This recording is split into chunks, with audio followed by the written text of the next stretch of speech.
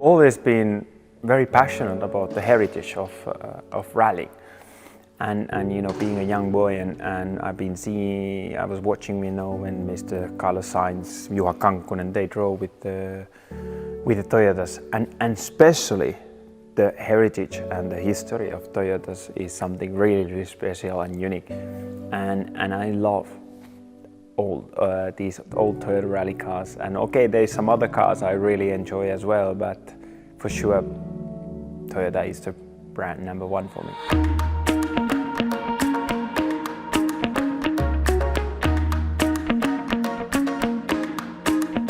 It was this great with this car, when you build the car and it's an old car, and then you nowadays, you know, you go to the YouTube, you have a look at the old video when that car was driven there, and then it's sort of, you know, put you in scenes in your head. You know, you are visioning it, how this car was and how it was to drive, and that is what I feel is I try to get the feeling and the idea how was this car to drive. And this was the Marcus Gronholm's very first factory drive. It was with Toyota, teammates with Mark Wallén. Marcus started the first stage, Harju, with the fastest time together with Mark Wallén.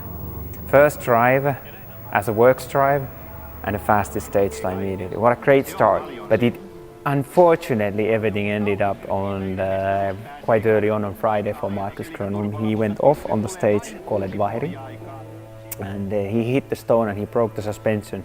He managed to drag out from the stage. He lost quite a lot of time, but they couldn't repair the car, and they had to retire.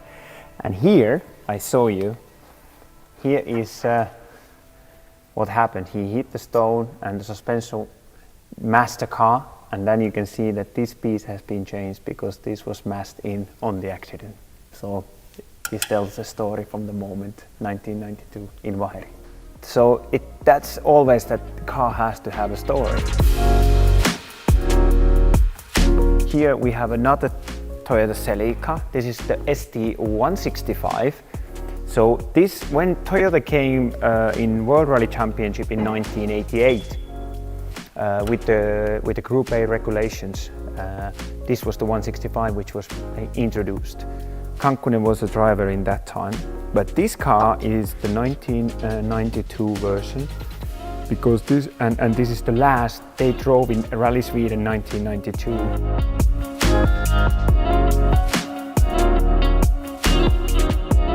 You look these things inside the car, you know, you look all the switches, power, these are the old style switches in the car. Heater on, heater off, all these clicks, you know. This is quite funny, and I like, you have the quick fuses which you can use. You have the manual gear lever. For sure you can change without clutch down, but still with the mechanical, when it's been a long time, you have had the sequential gearboxes or even the paddle shifts. But this is the old style. But there is something what we don't have anymore in our cars. This is the lever, you can change the roll bar positions. This is something what you have in old car, but you don't have modern rally cars because you are not allowed to have it anymore.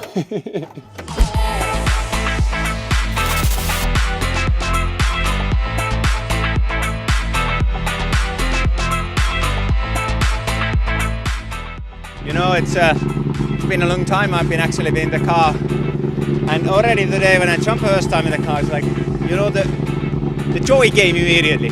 And then you go to the first run, the first corners, the car is doing what you want. Then it's like, you know, then the enjoyment and the spirit and the spark is coming. Fantastic job. You know, this is what I always dreamed to do, and I've been able to be one of the luckiest guys in the world to be able to do this as a professional rally driver. I couldn't be happier. It's an amazing experience, and it drives so fast. It's really dream for me. He's my favorite driver. Basically, you know, I was a rally fan myself before I started, and I want to share those emotions. You know, when I was young, I really wanted to get in a car. It was the highlight of my evening if I could get in a car in with my father. It's always people going in the car with father, and it was you wait until you last you get it, and it was so great. So I want to be able to have those, you know, emotions and share those feelings, what it is inside the rally car, and have that opportunity for the rally fans to meet the drivers and feel what it is inside the car. So it has been something special for me because it was what I remember as a young boy in the 90s.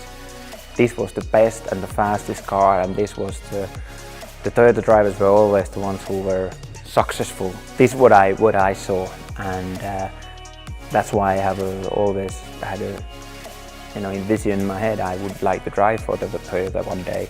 And when the Toyota GAZOO Racing came for the World Rally Championship for 2017, I mean, what a fantastic opportunity it was to jump in and drive 3 great seasons with them, and then the work is continuing with Toyota cars. So I could never imagine that it would go like this.